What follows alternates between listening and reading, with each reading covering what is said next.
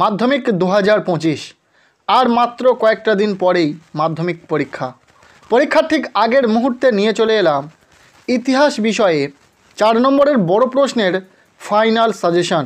তোমরা যারা ইতিহাস পরীক্ষাতে খুব ভালো রেজাল্ট করতে চাইছো, এই ভিডিওতে থাকা প্রশ্নগুলো খুব ভালো করে পড়ে রাখো, কেননা এমন কয়েকটি গুরুত্বপূর্ণ প্রশ্ন এই ভিডিওতে বলা হবে। প্রতিটা প্রশ্ন পরীক্ষার জন্য ভীষণই ইম্পর্টেন্ট।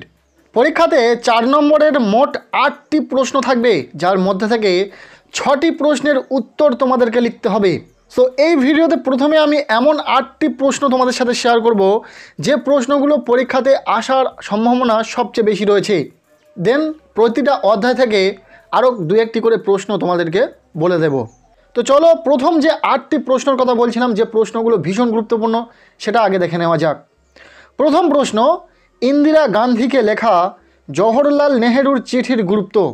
দ্বিতীয় প্রশ্ন, 19 শতকে বাংলার সমাজচিত্র হুতম পেঁচার নকশা গ্রন্থে কিভাবে প্রতিফলিত হয়েছে। ভীষণ গুরুত্বপূর্ণ একটি প্রশ্ন। এরপর 3 নম্বর প্রশ্ন, 1855 সালে সাঁওতালরা বিদ্রোহ করেছিল কেন, এর ফলাফল আলোচনা করো। এরপর 4 নম্বর প্রশ্ন, টিকা লেখো মহারানীর ঘোষণাপত্র। 5 নম্বর প্রশ্ন, শ্রীরামকৃষ্ণের সর্বধর্ম সমন্বয়ের আদর্শ ব্যাখ্যা করো। প্রতিটা প্রশ্নই গুরুত্বপূর্ণ, পরীক্ষাতে আসার মতো প্রশ্ন, কাজেই প্রতিটা প্রশ্ন খুব ভালো করে পড়বে। এরপর 6 নম্বর প্রশ্ন, বিজ্ঞান চর্চায় বসু বিজ্ঞান মন্দিরের ভূমিকা লেখো। ভীষণ গুরুত্বপূর্ণ একটি প্রশ্ন। এরপর 7 নম্বর প্রশ্ন, দলিত আন্দোলন বিষয়ে গান্ধী আম্বেদকরের বিতর্ক নিয়ে সংক্ষিপ্ত আলোচনা করো। এরপর 8 নম্বর প্রশ্ন, হায়দ্রাবাদ রাজ্যটি কিভাবে ভারতভুক্ত হয়, এর সাথে জুনাগড় রাজ্যটি কিভাবে ভারতভুক্ত হয় সেটাও দেখে রাখবে। এই যে 8টি প্রশ্ন বলা হলো, এখান থেকেই কিন্তু বেশ কয়েকটি প্রশ্ন তোমরা পরীক্ষাতে কমন পেয়ে যাবে। তবে 4 নম্বরের জন্য আরও কিছু প্রশ্ন তোমাদেরকে পড়তে হবে। সেই প্রশ্নগুলি আমরা অধ্যায় ভিত্তিক দেখে নেব। তো চলো অধ্যায় ভিত্তিক প্রশ্নগুলো দেখে নেওয়া যাক। প্রথম অধ্যায় থেকে প্রথম প্রশ্ন, নারী ইতিহাসের উপর সংক্ষিপ্ত টিকা লেখো। এরপর দ্বিতীয় প্রশ্ন, আধুনিক ইতিহাস চর্চার উপাদান হিসাবে 70 বৎসর জীবন স্মৃতি, জীবনের ঝরাপাতা, বঙ্গদর্শন পত্রিকা সম্পর্কে আলোচনা করো।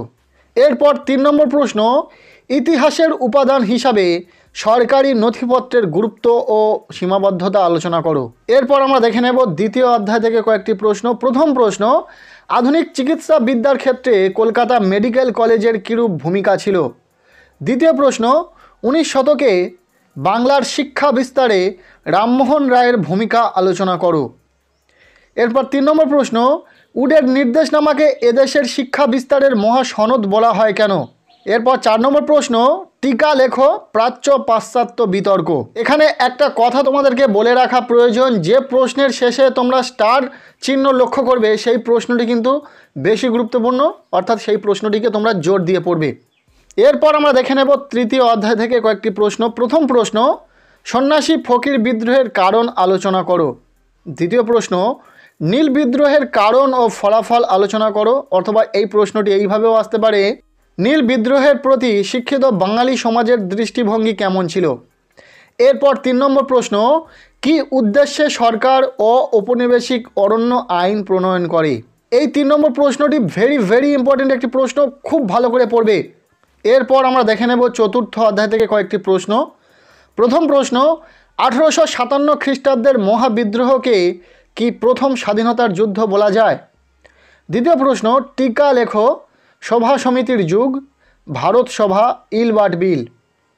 3 নম্বর প্রশ্ন, 1857 খ্রিস্টাব্দের মহাবিদ্রোহের প্রতি শিক্ষিত বাঙালি সমাজের প্রতিক্রিয়া কীরূপ ছিল। ভীষণ গুরুত্বপূর্ণ একটি প্রশ্ন, খুব ভালো করে পড়বে। এরপর 4 নম্বর প্রশ্ন, আনন্দমঠ উপন্যাসটি কিভাবে জাতীয়তাবাদী ভাবধারার প্রসারের ক্ষেত্রে সহায়ক হয়ে উঠেছে। এরপর আমরা দেখে নেব পঞ্চম অধ্যায় থেকে কয়েকটি প্রশ্ন। প্রথম প্রশ্ন, শিক্ষা বিস্তারে ছাপাখানার ভূমিকা লেখো, অথবা এই প্রশ্নটি এইভাবেও আসতে পারে, ছাপা বইয়ের সঙ্গে শিক্ষা বিস্তারের সম্পর্ক বিশ্লেষণ করো। ভীষণ গুরুত্বপূর্ণ প্রশ্ন, খুব ভালো করে পড়বে। 3 স্টার রয়েছে এখানে, দেখতে পাচ্ছ। এই প্রশ্নগুলো কিন্তু ভীষণ গুরুত্বপূর্ণ, যে প্রশ্নগুলো শেষে তোমরা 3 স্টার দেখবে। এরপর দ্বিতীয় প্রশ্ন, কারিগরি শিক্ষার বিস্তারে বেঙ্গল টেকনিক্যাল ইনস্টিটিউটের অবদান আলোচনা করো। এরপর এখান থেকে শেষ প্রশ্ন 3 নম্বর প্রশ্ন, শ্রীরামপুর মিশন প্রেস কিভাবে একটি অগ্রণী মুদ্রণ প্রতিষ্ঠানে পরিণত হয়। পঞ্চম অধ্যায় থেকে এখানে থাকা এই 3টি প্রশ্ন খুব ভালো করে পড়বে। এরপর আমরা দেখে নেব ষষ্ঠ অধ্যায় থেকে কয়েকটি প্রশ্ন। প্রথম প্রশ্ন, তেভাগা আন্দোলনের কারণ ও গুরুত্ব আলোচনা করো। দ্বিতীয় প্রশ্ন, বঙ্গভঙ্গ বিরোধী আন্দোলনে কৃষক শ্রেণী অথবা নারী সমাজ যোগদান করেনি কেন।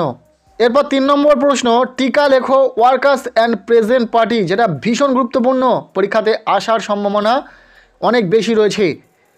বারদৌলি সত্যাগ্রহ দেখে যাবে, একা আন্দোলন দেখে যাবে, মিরাট ষড়যন্ত্র মামলা দেখে যাবে এবং রশিদ আলী দিবসটাকে গুরুত্ব সহকারে দেখে যাবে। এরপর আমরা দেখে নেব সপ্তম অধ্যায় থেকে বেশ কয়েকটি গুরুত্বপূর্ণ প্রশ্ন। প্রথম প্রশ্ন, অসহযোগ আন্দোলনে নারীদের ভূমিকা লেখো। দ্বিতীয় প্রশ্ন, ভারত ছাড়ো আন্দোলনে নারীদের অংশগ্রহণ সম্পর্কে আলোচনা করো। 3 নম্বর প্রশ্ন, সশস্ত্র বিপ্লবী আন্দোলনে নারীদের ভূমিকা কী ছিল। এই প্রশ্নগুলো চাইলে একটু দেখে যাবে। এরপর আমরা দেখে নেব অষ্টম অধ্যায় থেকে গুরুত্বপূর্ণ 4টি প্রশ্ন। প্রথম প্রশ্ন, উদ্বাস্তু সমস্যার সমাধানে সরকার কি উদ্যোগ গ্রহণ করেছিল। দ্বিতীয় প্রশ্ন, নেহেরু লিয়াকত চুক্তি সম্পর্কে যা জানো লেখো। 3 নম্বর প্রশ্ন, ভাষার ভিত্তিতে রাজ্য পুনর্গঠনের উদ্যোগ কেন নিতে হয়েছিল। ভীষণ গুরুত্বপূর্ণ প্রশ্ন। এরপর 4 নম্বর প্রশ্ন, দেশভাগজনিত উদ্বাস্তু সমস্যা সম্পর্কে আলোচনা করো, যেটা ভীষণ গুরুত্বপূর্ণ রয়েছে এই অষ্টম অধ্যায় থেকে, খুব ভালো করে পড়বে। এই ছিল ইতিহাস বিষয়ে 4 নম্বরের একটি কমপ্লিট সাজেশন। ইতিহাস পরীক্ষাতে 4 নম্বরের জন্য বেশি সংখ্যায় একটু প্রশ্ন তোমাদেরকে পড়তে হবে, কিছু করার নেই।